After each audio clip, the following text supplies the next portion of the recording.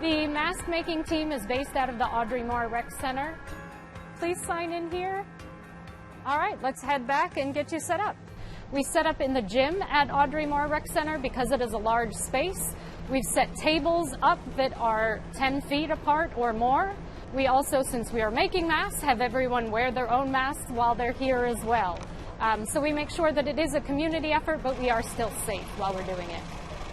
Pull that thread until it snaps right there. And there you go. As the county begins to open through phase 1 and 2, more interaction, more staffing on site, we want to ensure that staff and visitors and patrons alike are safe as they're interacting with each other. These reusable, washable masks are an excellent way to do that. We have donations of material, thread, and accessories, as well as items that have been purchased. Total mask count right now is a little bit over 5,000 masks, and that's in about a month of sewing. This is one of the requirements for the governor's reopening plan. It's obviously important so that we're not infecting each other, and we're trying to keep everyone safe, and all the employees and the people who are going to come back here eventually. I think it's a great start, so that way we can safely go back to normal, start doing programs again, start interacting with everybody safely. Set those under the step 2 pile. The mask making team started with direction from the Park Authority Supervisor's Office. We were asked to start making masks for county staff.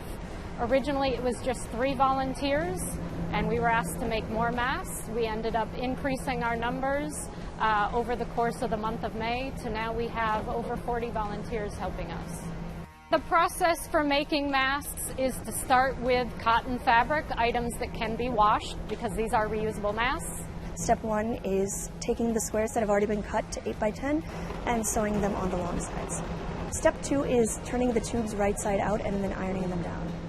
Step 3 is pinking the edges, which is kind of a finishing step that doesn't require you to sew anything further.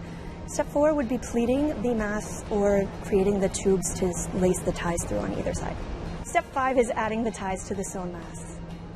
And then bag them up with instructions so that staff that are given these masks know how to use them and take care of them. I've done all of the stations from peaking to pleating to ironing to stringing of the masks. Primarily, our workers are employees, instructors, and part-time staff, so this is a Park Authority-wide effort. Doing the mask making has allowed us to work some of the hours like we used to throughout the year, so that way we're still able to come in, have social interaction, and still have a good cause in front of us.